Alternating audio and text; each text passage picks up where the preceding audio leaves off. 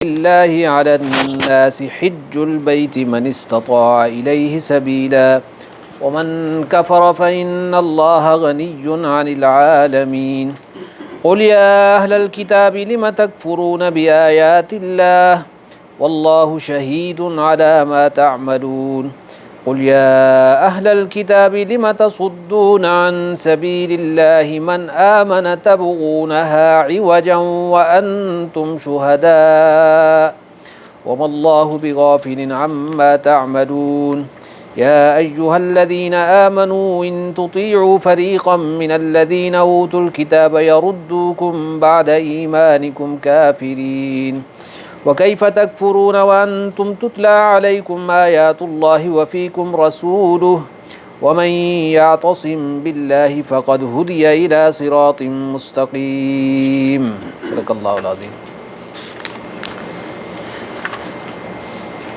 ترجمہ دیکھیں، ان اول بیت، بے شک پہلا گھر، اول بیت پہلا گھر، وضع جو رکھا گیا، للناس لوگوں کے لیے، للذی البتہ وہ گھر ہے جو ببکہ مکہ میں ہے، مبارکن برکت والا، وہدن اور رہنما، للعالمین سارے جہانوں کے لیے، یعنی جہان والوں کے لیے، فیہ اس میں ہیں آیات بینات واضح واضح نشانیاں، مقام ابراہیم اور اس میں کھڑے ہونے کی جگہ ہے ابراہیم علیہ السلام کی، جس کو مقام ابراہیم بھی عام طور پر کہہ دیتے ہیں۔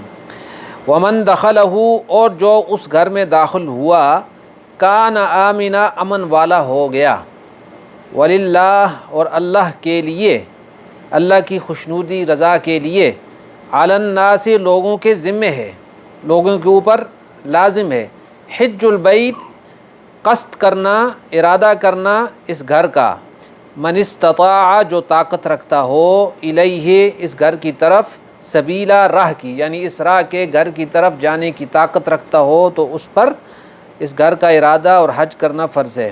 ومن کفر اور جس نے انکار کیا، فإن اللہ غنی بے شک اللہ بے نیاز ہے، عن العالمین سارے جہان والوں سے۔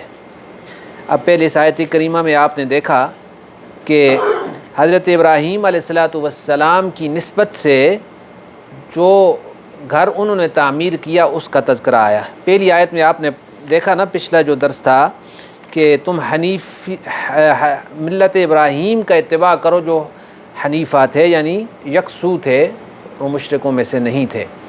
تو حضرت ابراہیم علیہ السلام کے متعلق یہود اور نصارہ دونوں کا یہ قول تھا کہ ہم ابراہیمی ہیں، اور ان کے دیکھا دیکھی مشرکین مکہ بھی کہتے تھے ہم ابراہیمی ہیں۔ تو اللہ تعالیٰ نے پہلے تو رد فرمایا کہ دیکھو حضرت ابراہیم واحد تھے، اور تم دونوں یہود ہو یا نصارہ، تم دونوں نے توحید کو چھوڑ دیا، ملت ابراہیم کو ترک کر دیا۔ تو نام لینے سے کیا فائدہ ہوتا ہے؟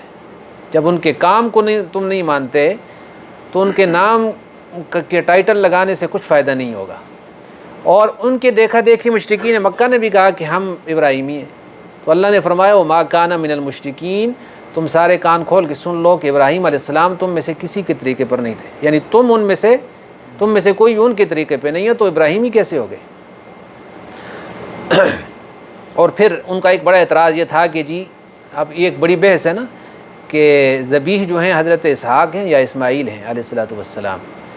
تو عیسائیوں کے نزدیک، یہودیوں کے نزدیک ذبیح جو ہیں وہ حضرت اسحاق ہیں، حضرت ابراہیم کے بیٹے۔ اس کی وجہ یہ ہے کہ حضرت اسحاق کبھی مکہ نہیں آئے، تو وہ کہتے ہیں کہ جب مکہ نہیں آئے تو یہ واقعہ ہوا ہی نہیں ہے، یعنی مکے میں۔ تو حضرت ابراہیم کا تعلق یعنی مکے سے کاٹنے کے لیے انہوں نے یہ بات بھی بیچ میں رکھی۔ اور دوسرا یہ کہ جی بیت المقدس جو تھا وہ حضرت ابراہیم کا کعبہ تھا، اور جو مسلمانوں نے یہ بات بنائی ہوئی ہے کہ بیت اللہ، ظاہر ہے کہ نئی تبدیلی آئی تھی، مکہ بیت المقدس سے مسلمانوں نے منہ کعبے کی طرف کیا تھا، تو اعتراضات کی ایک بھرمار تھی۔ تو ان میں سے ایک یہ بھی بار بار کہتے تھے کہ جی یہ کیسے ابراہیمی ہیں کہ ان کا قبلہ تو بیت المقدس تھا، اور انہوں نے بیت المقدس سے منہ پھیر کے کعبے کی طرف کر دیا، تو یہ ابراہیمی کہاں رہے؟ تو اللہ تعالیٰ نے ان آیات میں اس کا جواب دیا کہ اصل میں گھر خدا کا جو ازل سے اپنی عبادت کے لیے اس نے چن رکھا ہے، اور پہلا گھر دنیا کے بت قدوں میں پہلا وہ گھر خدا کا، ہم ہیں پاسباں اس کے، وہ پاسباں ہمارا۔ یہ پہلا گھر جو تھا یہ بیت المقدس نہیں ہے، بلکہ تاریخ میں، سیرت میں اور تفسیر کی کتابوں میں لکھا ہے کہ پہلا گھر جو زمین پر خشک ہونے کے بعد، یعنی زمین پانی پہ تھی، پانی پہ اللہ نے بچھائی، اور بچھانے کے بعد اس میں جو تبدیلیاں آئیں، تبدیل آنے کے بعد پانی سے جو جہاں سب سے پہلے زمین بننا شروع ہوئی وہ بیت اللہ کی زمین ہے۔ یہ جگہ سخت ہونا شروع ہوئی، یعنی یہاں سے زمین کا اس نے وجود پکڑنا شروع کیا۔ تو اس چیز کو یہ وسط عالم بھی علماء نے لکھا ہے کہ یہ زمین کا بالکل سنٹر ہے، یعنی بیت اللہ شریف۔ تو اس لحاظ سے اس کی زمین بھی اول ہے، اور اس کے اوپر حضرت ابراہیم حضرت آدم علیہ السلام نے، جو پہلے انسان ہیں، انہوں نے اللہ کے حکم سے اور فرشتوں کے ایما سے، فرشتوں نے آ کر لائن لگا کے دی ہے کہ یہاں پہ اللہ کا گھر تعمیر کرو۔ اور بعض روایات میں تو اس سے بھی پہلے کا کوئی ذکر ملتا ہے کہ آدم علیہ السلام کی آمد سے 2000 سال پہلے فرشتے اس گھر کا طواف کرتے تھے۔ تو گھر سے مراد وہ دیوار تو نہیں ہے، وہ جگہ ہوگی جہاں پہ، کیونکہ اس کے بالکل محاذات، یعنی اس کے بالمقابل جو آسمانوں میں ہے وہ فرشتوں کا جو کعبہ ہے، کیا کہتے ہیں اس کو، بیت المعمور جو ہے، اس کے بالمقابل زمین میں انسانوں کے لیے اللہ تعالیٰ نے اس جگہ کو مقرر فرمایا۔ سب سے پہلے یہ جگہ ہے، اور اس کی تعمیر پہلی حضرت آدم علیہ السلام نے کی۔ اول بیت، زمین بننے کے اعتبار سے بھی اول ہے، اور اس پہ تعمیر کے اعتبار سے بھی اول ہوا۔ اول بیت وضع للناس، جو لوگوں کے لیے رکھی گئی، مقرر کی گئی، وہ مکہ میں ہے۔ تو اب دوسرا جو ہے حضرت آدم علیہ السلام کے بعد آدم ثانی کن کا لقب ہے؟ حضرت نوح علیہ السلام کا۔ تو نوح علیہ السلام کے بعد آپ جانتے ہیں کہ ان کی قوم نے جب گڑبڑ کی تو طوفان آیا، تو طوفان نے سب کچھ مٹا کے رکھ دیا۔ تو کہتے ہیں کہ طوفان نے کعبے کی جو بنیادیں، ظاہر ہے کہ آپ یہ نہ کنسیڈر کریں کہ آج کے اعتبار سے اس میں سیمٹ اور جو ہے نا سخت قسم کا سریا لگا ہوگا تو کیسے گر گیا، مٹی اینٹ کا مکان بنا ہوا تھا، تو کعبے اس پانی نے اس سب کے آثار بھی مٹا دیے، ختم ہو گیا۔ تو اس کے بعد قبیلہ بنی جرہم یا جرہم جو ہیں انہوں نے تعمیر کیا اس کو تیسری بار، اور اس کی تعمیر جو تھی پھر بنو عمالقہ نے تعمیر کیا۔ یہ بھی ایک بڑی قوم تھی عمالقہ، یہ 4 قومیں ہو گئیں جنہوں نے اس کو تعمیر کیا۔ ظاہر ہے کہ فرشتوں کی جو ہے نا اللہ تعالیٰ ان کے دل میں ڈالتا تھا، اور ان کو ان کی بنیادوں کو واضح کیا گیا ان کے لیے کہ یہ جگہ ہے، چونکہ ایسی جگہ نہیں تھی جو چھپی ہوئی ہو، کیونکہ مشرکین یا یہود اور نصارہ کی نظروں میں تو یہ یعنی انہونی جگہ تھی، اس کا پتہ ہی نہیں تھا جی پتہ نہیں کہاں سے نکال دیا آپ نے، وہ تو بیت المقدس تھا یعنی، لیکن ازل سے جو جگہ چنی ہوئی ہے وہ غائب تو نہیں ہو سکتی تھی۔ تو بنو جرہم نے اس کو تعمیر کیا، اور پھر جو ہے اس کے آثار مٹ گئے، تو چوتھی بار قریش نے اس کو تعمیر کیا نبی کریم صلی اللہ علیہ وسلم کی نبوت اور رسالت سے کچھ عرصہ پہلے، جو واقعہ مشہور ہے جو انہوں نے تعمیر کیا اس کو۔ اور جو حضرت آدم کی تعمیر تھی یا حضرت ابراہیم علیہ السلام کی تعمیر، حضرت ابراہیم کا ذکر چل رہا تھا نا، بیچ میں وہ رہ گیا۔ حضرت نوح علیہ السلام کے بعد فرشتوں کے کہنے پر حضرت ابراہیم علیہ السلام کو جگہ دکھائی گئی کہ یہاں پر ہے اس کے آثار، اور اس کا ذکر وَإِذْ يَرْفَعُ إِبْرَاهِيمُ الْقَوَاعِدَ مِنَ الْبَيْتِ وَإِسْمَاعِيلُ، یہ جب پڑھ کے آگے ہیں آپ سورہ بقرہ میں کہ قواعد کہتے ہیں بنیادوں کو، اس کا مطلب ہے کہ آلریڈی بنیادیں تھیں، انہی کو انہوں نے اٹھایا، یہ نہیں کہا فرمایا کہ بنیادیں رکھی انہوں نے، بنیادیں تو بہت پہلے سے رکھی ہوئی تھیں، اوپر عمارت کے آثار مٹ گئے تھے، تو اس پر فرشتوں اور اللہ کے ایما پر اور ہدایت پر حضرت ابراہیم نے اس کی دوبارہ تعمیر کی۔ اور حضرت ابراہیم کی تعمیر کیا تھی؟ اس میں 2 دروازے تھے، جیسے کتابوں میں لکھا ہے، آج تو ایک ہی دروازہ آپ کو نظر آتا ہے، تو ایک دروازے سے لوگ داخل ہوتے تھے، وہ دوسرے سے نکلتے تھے، یہ حتیم وغیرہ کا قصہ نہیں تھا اس میں، یہ ساری کی ساری ایک ہی عمارت شمار ہوتی تھی۔ اور دوسرا یہ ہے کہ یہ دروازہ بھی زمین کے برابر تھا، زمین سے اونچا نہیں تھا۔ تو حضرت ابراہیم علیہ السلام نے اس کو تعمیر کیا، اور اس کا ذکر پہلے سورہ بقرہ میں تفصیل سے گزر چکا ہے۔ تو گویا یہاں پر اللہ نے دوبارہ اس کو ذکر فرمایا کہ ابراہیم علیہ السلام کے آثار یہاں پائے جاتے ہیں کہ یہ تعمیر ان کی تھی، اس پہ غور کرو۔ اور دوسرا یہ ہے کہ یہ میں نے آپ کو نقشہ بتایا کہ یہ نقشہ تھا اس کا عمارت کا، 2 دروازے زمین کے برابر تھی، باقی جو تھا حجر اسود وغیرہ وہ اس میں اپنی جگہ پہ تھا۔ تو حضرت ابراہیم نے جو تعمیر کی تھی اس کے ساتھ اس حجر اسود کیا کہتے ہیں جس پتھر پہ کھڑے ہو کے، اس کا ذکر بھی گزر چکا ہے، ابھی اگلی آیت میں آئے گا تو تھوڑی بات میں کروں گا اس سے۔ تو یہ ہو گیا جی اول بیتن کے اعتبار سے۔ پھر قریش کی میں بات کر رہا تھا کہ نبی الصلوۃ والسلام کے زمانے میں قریش نے دیکھا کہ بالکل پرانی ہو کے عمارت گر رہی ہے، تو انہوں نے پھر تعمیر کرنا شروع کی، لیکن انہوں نے کہا کہ حلال کا پیسہ دینا، حرام کا پیسہ ہم یہاں نہیں لگائیں گے۔ حرام کا کیا ہوتا تھا؟ لوٹ مار کا جو غارت گری سے جمع کر لیتے تھے، یا سود کا پیسہ ہوتا تھا۔ تو سود کا بھی نہ ہو، جھوٹ کا بھی نہ ہو، اور جو لوٹ کا ہو وہ بھی نہ ہو، صاف ستھرا۔ ہاں سودی کاروبار کرتے تھے نا، کہ ظاہر ہے سود کو حرام سمجھتے تھے وہ بھی۔ تو کیپٹلزم جو تھا، یہود تو مشرکین سے بھی بہت پہلے ہے نا، کائنات کے ساتھ ساتھ چلے آئے ہیں، تو ظاہر ہے ان کے آثار بھی جگہ جگہ پھیلے ہوئے تھے، تو سودی کاروبار کرتے تھے۔ تو انہوں نے کہا نہیں، پیسہ نہیں لگائیں گے، صاف ستھرا پیسہ لگائیں گے۔ جب بنیاد تعمیر کی تو اس میں چینجنگ کر دی انہوں نے۔ چینجنگ کیا کی؟ یہاں تک پہنچے حتیم کی دیوار پوری نہیں ہو رہی تھی کہ پیسے ختم ہو گئے جو صحیح پیسے تھے۔ کہا جب اور ہوں گے تو پھر لگائیں گے، تو وہیں چھوڑ دی۔ اس میں اللہ کی حکمت تھی کہ اور لوگوں کے لیے اللہ تعالیٰ نے اس کو کھول دیا کہ جو حتیم میں داخل ہو گیا تو گویا کعبے کے اندر ہی گیا وہ۔ اور دوسرا انہوں نے جو ہے نا جو دروازہ ہے اس کو زمین سے بلند کر دیا کہ ہر کوئی جو ہے نا ہر وقت آگے نہ داخل ہو، جس کو ہم اجازت دیں گے تو وہ داخل ہو اپنی چودراہٹ کے لیے۔ اب نبی کریم صلی اللہ علیہ وسلم نے جب مکہ فتح فرمایا تو آپ نے حضرت عائشہ سے فرمایا نا کہ میرا جی چاہتا ہے کہ اگر تمہاری قوم کا مسئلہ نہ ہوتا نا قریش کا کہ نئے نئے مسلمان ہوئے، تو اب ظاہر ہے کہ پرانے جو آثار ہوتے ہیں ان پر ایک دم آپ کلاڑا چلانا شروع کریں گے، تو لوگوں کی جو ان کے ساتھ عقیدت ہوتی ہے، محبت ہوتی ہے، کیونکہ تبلیغ یا اس کی بھی حکمت ہوتی ہے۔ ہر جگہ پہ جو ہے نا ہر بات کرنا، چاہے وہ حق بات ہی کیوں نہ ہو، کوئی ضروری بھی نہیں ہوتا اور اس کا اثر بھی نہیں ہوتا۔ حق بات کو حق طریقے سے اور حق جگہ پہ آدمی حق طریقہ جو ہے، ادعو الی سبیل ربک بالحکمہ، کیوں کہا کہ آپ اللہ کی طرف دعوت دو حکمت سے۔ اور من یؤت الحکمۃ فقد اوتی خیرا کثیرا، جس کو یہ حکمت مل گئی اس کو خیر کثیر مل گیا۔ تو خیر کثیر جس کو مل گیا تو ظاہر ہے کہ اس کو بات کرنے کا ڈھنگ بھی آ گیا کہ کہاں پہ کون سی بات کرنی ہے۔ تو حضرت ابراہیم کی فرمایا کہ میں بنیادوں پہ اس کو بناتا، اگر تمہاری قوم، حالانکہ وہ نبی اسلام کی قوم تھی، قریش نبی اسلام حضرت عائشہ ایک ہی، قریش کا قبیلہ تو ایک ہی ہے نا، لیکن یہ ایک محبت کا انداز ہے جو حضرت عائشہ سے فرمایا کہ اگر مجھے تمہاری قوم کا ان کے بدکنے کا خدشہ نہ ہوتا تو میں اس کو ڈھا کر اس کو ابراہیمی بنیادوں پر تعمیر کرتا اور اس سٹائل پہ بناتا ہے، لیکن اب جب چل گیا ہے تو ٹھیک ہے، یعنی اب اس کو یہ رعایت رکھی ہے لوگوں کے جذبات کی، یعنی ٹھیک ہے حق بات وہی ہے جو ابراہیمی طریقہ یا عمارت وہ ہے، لیکن ایک چیز رائج الوقت ہو جائے اور اس کا جو ہے نا نقصان نہ ہو اتنا زیادہ۔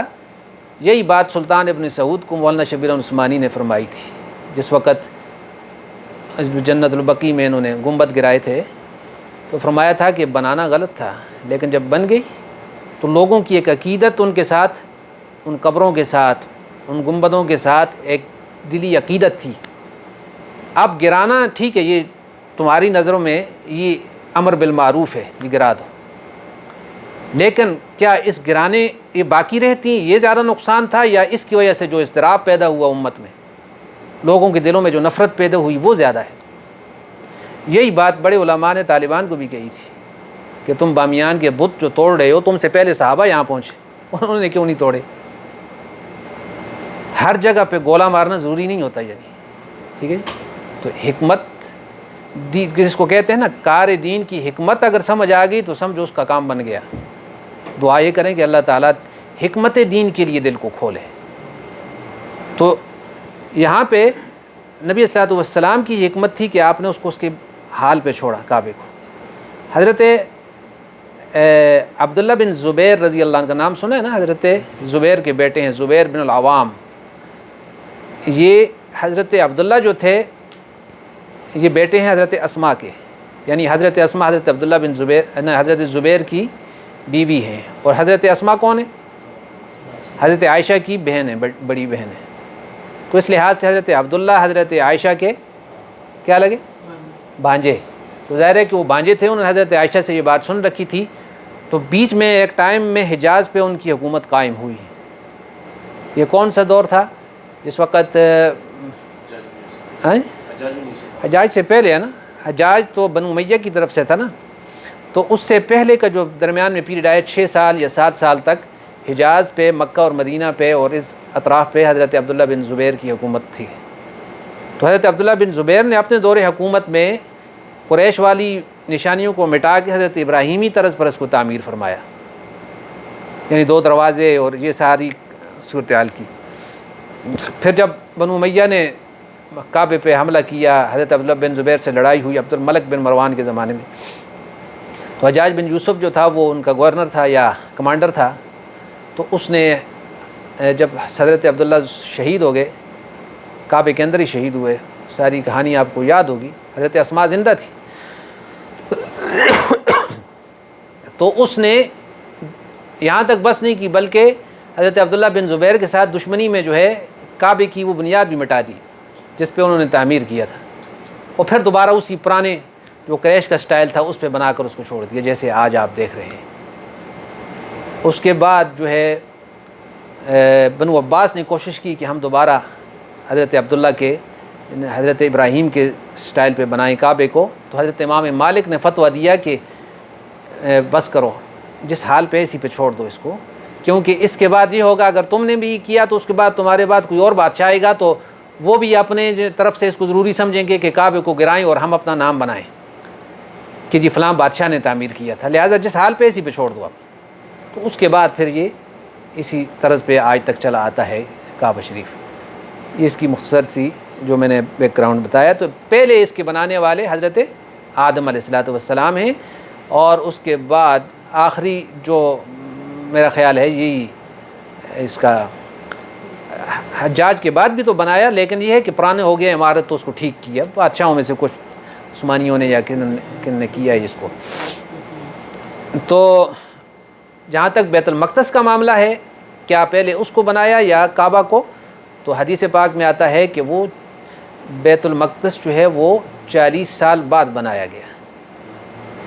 کعبۃ اللہ سے 40 سال بعد اس کی تعمیر کی گئی، یعنی اس کی بنیاد رکھی گئی. بعض نے یہ فرمایا، شاید یہ تابعین میں سے کسی کا قول ہے، مجھے صحیح یاد نہیں آ رہی اس وقت بات، کہ حضرت عبداللہ بن عباس کا ہے یا کس کا ایک قول، کہ حضرت سلیمان علیہ السلام نے اس کی تعمیر کی، یعنی بیت المقدس کی.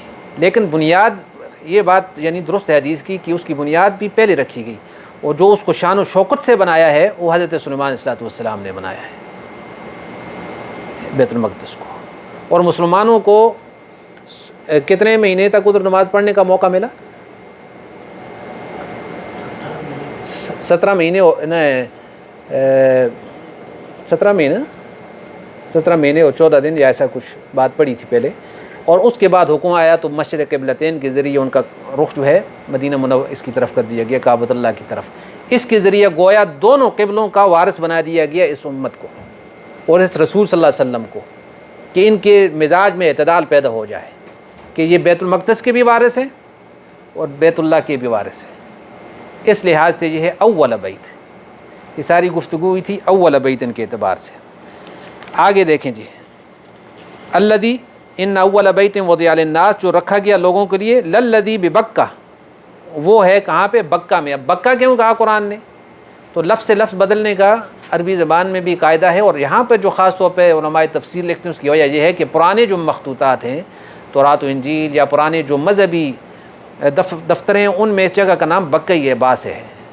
تو لہٰذا قرآن نے اس کے اعتبار کر کے یہاں پہ مکہ کے بجائے بکہ کا لفظ استعمال کیا. للذی ببکہ، حالانکہ یہود نے اس پہ بھی بڑی لے دے کی اور اس کو کہا کہ بکہ نہیں، یہ بکا ہے، یعنی رونے والی جگہ ہے.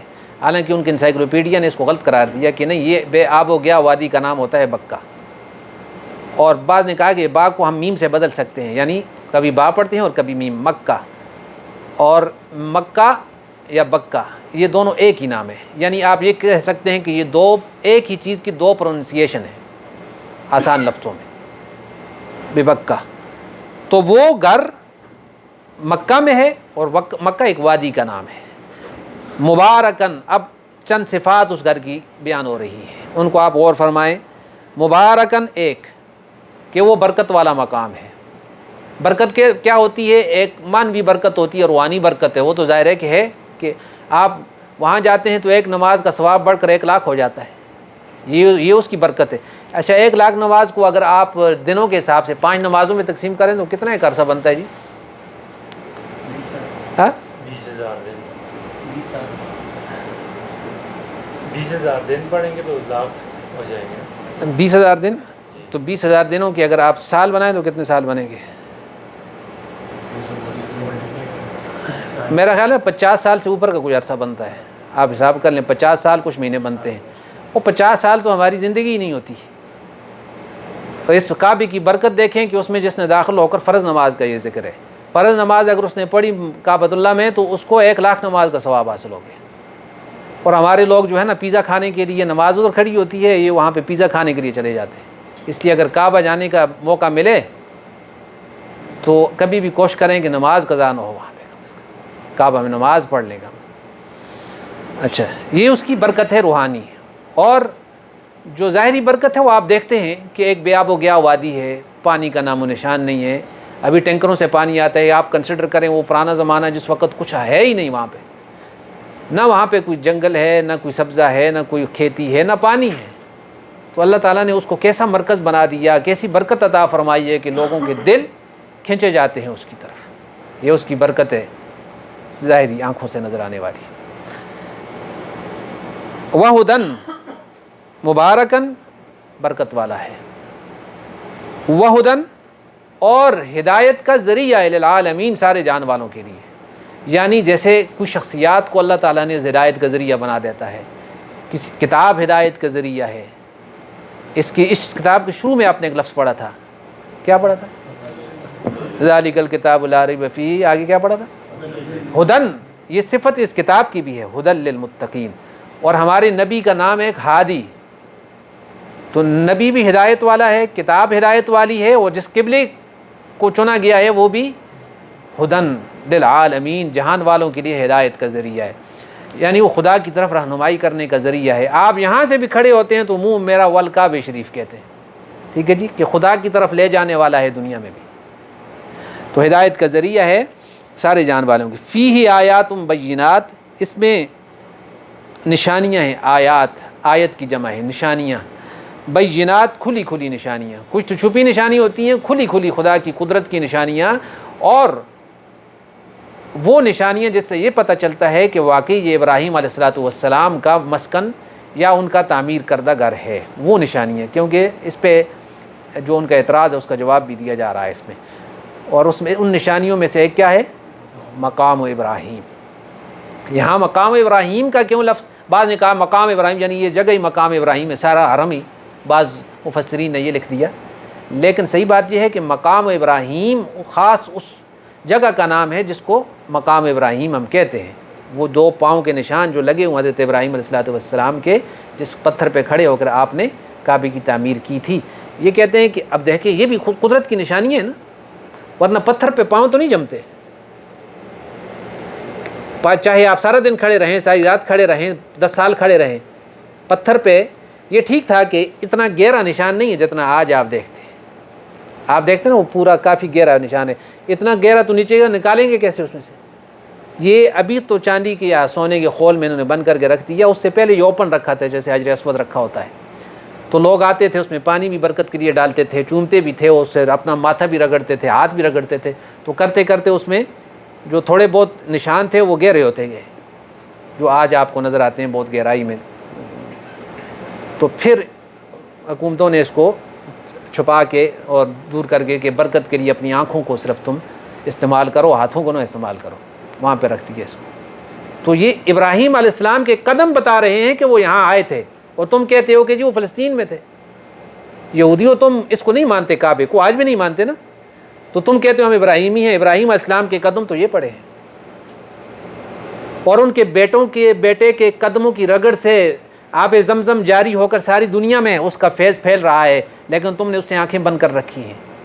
آؤ دیکھو ابراہیم علیہ السلام کے قدم بھی موجود ہیں، اور ان کے بیٹے کے قدموں کا نشان بھی موجود ہے، جس کا نام ہے آب زمزم۔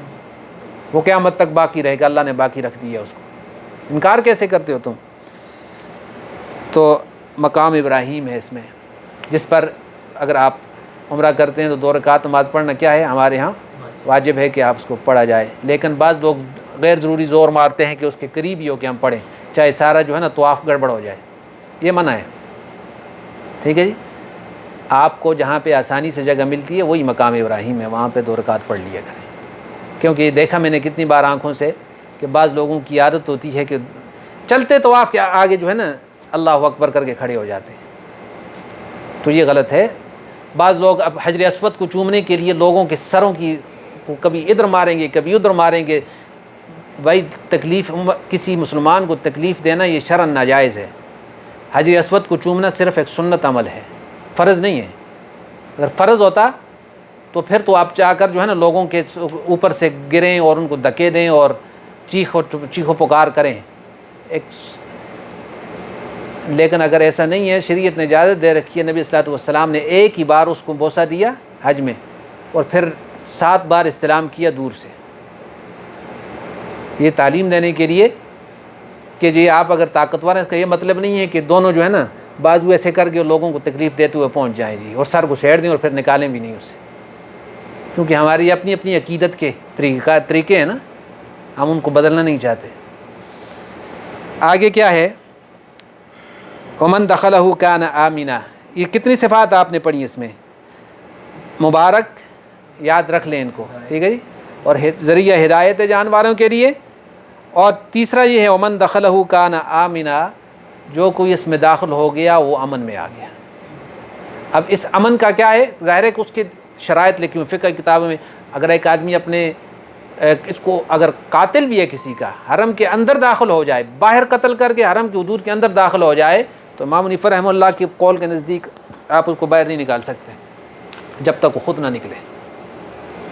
ہاں حرم کے اندر اگر کوئی مارتا ہے تو اندر مارا جا سکتا ہے اس کو، جیسے سلطان ابن سعود پر ایک آدمی نے چھری سے حملہ کر دیا تھا حرم کی حدود میں، تو محافظ نے گولی چلا دی اس پہ، تو اخباروں نے شور مچایا کہ حرم کے اندر کیسے گولی چلا دی، انہوں نے کہا جیسے چھری چلائی تو گولی بھی چل سکتی ہے، یعنی بچاؤ میں آپ مار سکتے ہیں کسی کو، لیکن باہر اگر کوئی واقعہ ہوا تو اس کے اندر آپ داخل ہو گیا تو اس کو مجبور کیا جائے گا، اس کا دانہ پانی بند کیا جائے گا کہ وہ باہر نکلے، اور پھر اس کو قید کیا یا جو حکم ہے اس کا وہ پورا کیا جائے اس کا، لیکن حرم کے اندر کوئی کسی سے تعرض نہیں کرے گا، یہ تو ظاہری امن ہے۔ اور بعض نے کہا کہ من دخلہ کان آمنا، جو ایمان کے ساتھ اس گھر کی زیارت کو گیا اور ایک بار داخل ہوا تو انشاءاللہ خدا کے عذاب سے امن میں آ گیا۔ ٹھیک ہے جی، حضور صلی اللہ علیہ وسلم نے تو جو فتح مکہ کے موقع پہ حکم دیا کہ فلاں فلاں کو مارنا ہے، قتل کرنا ہے، چاہے وہ کعبہ کے لباس میں جو کیے ہوئے ہوں، اور ایک کو پھر وہاں پہ مارا بھی صحابہ کرام نے، کعبے کے اس کی وجہ یہ ہے کہ کچھ خصوصیات ہیں نبی کریم صلی اللہ علیہ وسلم کی۔ آپ نے فرمایا کہ میرے لیے چند لمحوں کے لیے حرم کی حدود کے اندر کچھ تو خون جائز قرار دیا گیا، اور اس کے بعد قیامت تک منع کر دیا گیا۔ ٹھیک ہے، جو واقعہ ہوا اس کی اللہ کی طرف سے اللہ کے رسول کو اجازت دی گئی، اور آپ نے پھر فرمایا بھی کہ میرے لیے چند ثانیوں کے لیے، چند گھنٹوں کے لیے، جیسے کہہ سکتے ہیں آپ، چند لمحات کے لیے حلال کیا گیا، اس کے بعد قیامت تک کے لیے حرم کی حدود میں کچھ تو خون کرنا حرام قرار دیا گیا۔ نبی فتح مکہ کے موقع پہ، فتح مکہ کے موقع پہ کچھ لوگوں کو آپ نے حکم دیا نا، یہ نہیں فرمایا کہ کعبے کے، ان کو یہ فرمایا کھینچ کے باہر نکالا جائے، یہ نہیں کہ کعبے کے اندر ہی مار دیا جائے، اس میں یہ بھی ہے، کعبے کے اندر کسی کو نہیں مارا آپ نے، حدود حرم میں لپٹا کے، یعنی ایک تو یہ نا کہ پکڑ کے باہر لایا جائے، تو یہ آپ کی خصوصیات میں داخل ہو سکتی ہے یہ بات، ٹھیک ہے. اس کے بعد ہمیں کوئی ایسا واقعہ نہیں ملتا، کیونکہ فرمایا کہ اس کچھ عرصے کے لیے حلال کیا گیا، اس کے بعد قیامت تک حرام کرا دی تھی. تو اب اس کے حدود میں آپ کسی جانور کو نہیں مار سکتے، اور جو ہے اس کا پودا نہیں توڑ سکتے حالت احرام میں اگر ہیں. ویسے بھی منع ہے کہ آپ وہاں کسی چیز کو ڈرائیں، کبوتر پھرتے ہیں، کوئی چیز پھرتی ہے، ہاں اگر آپ کو کوئی موذی چیز تکلیف دیتی ہے تو اس کی اجازت ہے کہ آپ اس کو اپنے سے دور کر سکتے ہیں. ظاہر ہے کہ اپنی ذات کو نقصان دے تو اس کو آپ کو اجازت ہے کہ آپ اس کو ماریں یا دور کریں. لیکن ویسے ہی بعض لوگوں کو عادت ہوتی ہے نا، کوئی چیونٹی چل رہی ہے، کچھ ہے، ایسا کچھ مارنا جو ہے یہ شرع ممنوع ہے. یہ امن کا ایک ظاہری اثر ہے اس کا، یہ اس کی خاص خصوصیت ہے حرم کی. اس کے بعد اگلی بات کیا ہے جی؟ وَلِلَّهِ عَلَى النَّاسِ، یہ گویا حکم بھی ہے، وَلِلَّهِ، اور اللہ کے لیے، اللہ کی خوشنودی کے لیے، عَلَى النَّاسِ، لوگوں پر فرض ہے، یعنی لوگوں پر لازم ہے. یہ علی لازم کے معنی میں ہے، لوگوں پر لازم ہے. حج البیت، اس گھر کا حج کرنا ہے. لفظی مطلب حج کا ہوتا ہے ارادہ، قصد کرنا، ارادے کا نام ہے حج، یعنی لفظی معنی ہے اس کا. لیکن حج جس وقت ہم شرعی معنی کہتے ہیں تو کعبۃ اللہ کے ایک مخصوص طریقے سے جانے کا نام حج ہے، کہ آپ نیت کرتے ہیں، احرام باندھتے ہیں اور پھر گھر سے چلتے ہیں، تو اس کو حج کا نام دیا. حج اور حج ایک ہی معنی ہے اس کا، ٹھیک ہے جی. حج البیت، اس گھر کا حج کرنا، کس کے لیے؟ من استطاع الیہ سبیلا، جو اس گھر کے طرف جانے کی طاقت رکھتا ہو. تو طاقت کی شرائط کتابوں میں لکھی ہوئی ہیں، کہ وہ ساری تفصیل پہلے گزر چکی ہے نا حج کے موقع پہ سورہ بقرہ میں. تو اس آیت سے گویا دیکھیں اللہ تعالیٰ نے اس آیت کو وَلِلَّهِ سے شروع کیا ہے، اپنے نام سے شروع کیا ہے، کہ تمہارا قصد اللہ کی ذات ہونا چاہیے اس گھر میں. ظاہر گھر کا قصد کا مطلب کیا ہے؟ اس کی ذات کا قصد. وَلِلَّهِ عَلَى النَّاسِ، لوگوں پر. حج البیت، اس گھر کا، لیکن اصل میں گھر سے، گھر والے کا. آپ کس کی، میں فلانے کے گھر گیا تو گھر دیکھنے جاتے ہیں، یہ فلانے کے گھر گیا تھا ذرا، تو مطلب کیا ہوتا ہے کہ میں اس سے ملنے گیا تھا. تو گویا یہ اللہ کی ملاقات کے لیے اس کو یہ دنیاوی اعتبار سے اللہ تعالیٰ نے گویا ایک مرکز مقرر کر رکھا ہے، کہ جیسے مومن کے لیے ظاہر ہے کہ ایک نفسیاتی بھی ہوتا ہے اثر انسان پہ جب وہ چلتا ہے. اب گھر سے یہ ارادہ کر کے نکلا کہ میں اللہ کی ملاقات کے لیے جا رہا، تو دنیا میں بھی اللہ کی ملاقات کے لیے نکلا ہے تو اپنے کپڑے اور اپنی چھڑی اور گھڑی چھوڑ کے جائے گا، اور 2 کپڑے پہن کر اور صاف ستھرا ہو گئے، گناہوں سے توبہ کر کے اللہ کی طرف چلا. اس میں اشارہ یہ بھی ہے کہ جب تمہیں اللہ کی طرف جانا پڑے گا طریقہ یہی ہوگا. پھر بھی جب مرتا ہے آدمی تو کہاں کہتے ہیں اللہ کے پاس چلا گیا جی، تو پھر بھی اس کے کپڑے اتار دیے جاتے ہیں، اس کو سنوار دیا جاتا ہے، اس کو صاف کر کے دنیاوی اعتبار سے اللہ کے حوالے کر دیا جاتا ہے. تو جب بھی آدمی جائے عمرے کے لیے، حج کے لیے، اللہ توفیق دے، تو انسان ذہن میں یہ رکھے کہ گویا یہ میرا آخری سفر ہے اللہ کی طرف. پھر اس کے دل پہ کچھ اثر ہوگا. روٹین بنا لے گا تو روٹین، کوئی عمل بھی روٹین بن جائے نا تو اس کے اثر ٹھیک ہے، فائدہ ہو جاتا ہے، ثواب ہو جاتا ہے، لیکن جو دل کے اندر ایک جو تڑپ پیدا ہوتی ہے نا، اس سے محروم رہتا ہے آدمی. اللہ مجھے آپ کو توفیق عطا فرمائے. آگے ارشاد فرمایا من کفر، اور جس نے انکار کیا یعنی حج کے لیے نہیں گیا اور طاقت ہوتی ہوئے بھی اس نے توجہ نہیں کی، فإن اللہ غنی عن العالمین، تو اللہ غنی ہے، بے پرواہ ہے جان والوں سے، کہ نہ آیا تو اس کے گھر کی آبادی نہیں ہوگی، ایسا کوئی مسئلہ نہیں. اللہ اس سے بالکل بے پرواہ ہے. اچھا اب میں کتاب سے 2 لفظ پڑھ لوں. یہ پہلا گھر شہر مکہ ہے، اور کتابوں میں بکہ کے لفظ بھی آیا ہے اہل کتاب کی کتابوں میں. با میم سے بدلی تو مکہ ہو گیا، جیسے سورہ صاد میں آتا ہے من طین لازب، وہ لازم تھا، لازم کو لازب بھی پڑھ، یعنی میم اور با کا آپس میں عدل بدل ہوتا رہتا ہے. اس کے بعد یہ ہے کہ بیت المقدس میں ایسی کیا چیز ہے، یہ ان کو کہا جا رہا ہے یہود و نصارہ کو کہ بیت المقدس میں کیا ہے؟ اللہ کا گھر ہے، تو یہ بھی بیت اللہ اللہ کا گھر ہے، ابراہیم علیہ السلام کی تعمیر کردہ ہے، تو اصلی قبلہ یہی تھا، وہ عارضی طور پر تھا چند دنوں کے لیے، پھر اللہ نے اصل کی طرف لوٹا دیا۔ اور نبی علیہ السلام نے 2 خواب دیکھے جو صحیح حدیثوں میں موجود ہیں۔ پہلا یہ کہ موسیٰ علیہ السلام کو دیکھا کہ تلبیہ پڑھتے ہوئے حج عمرے کے لیے اونٹ پر تشریف لا رہے ہیں۔ آپ صلی اللہ علیہ وسلم جب حج کے لیے تشریف لائے تو فرمایا کہ میں نے وادی کا نام لیا کہ اس وادی میں حضرت موسیٰ کو دیکھا، اونٹنی پہ سوار ہیں اور تلبیہ پڑھتے ہوئے کعبۃ اللہ کی طرف چل رہے ہیں۔ اس میں اشارہ ہے کہ ان کی امت بھی ایمان لا کر حج عمرے کے لیے آئے، اب قبلہ یعنی ان کا بھی یہی ہے۔ دوسرا، عیسیٰ علیہ السلام کو بیت اللہ کا طواف کرتے ہوئے دیکھا خواب میں نبی صلی اللہ علیہ وسلم نے، اور ان کے پیچھے دجال کو دیکھا کہ وہ بھی چل رہا ہے۔